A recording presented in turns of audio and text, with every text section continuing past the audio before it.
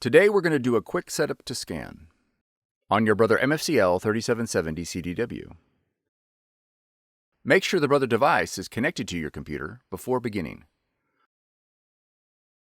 Click the link on the screen to go to the device download page.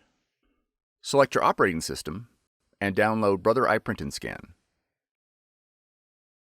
Once installed, launch the software. Click Select Your Machine. iPrint&Scan will now search for your device. Select your device and click OK.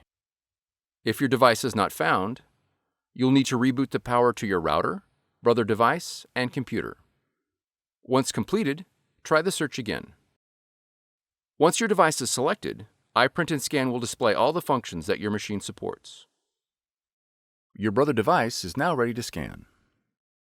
For more tutorials, FAQs, and videos, visit us at www.brother-usa.com.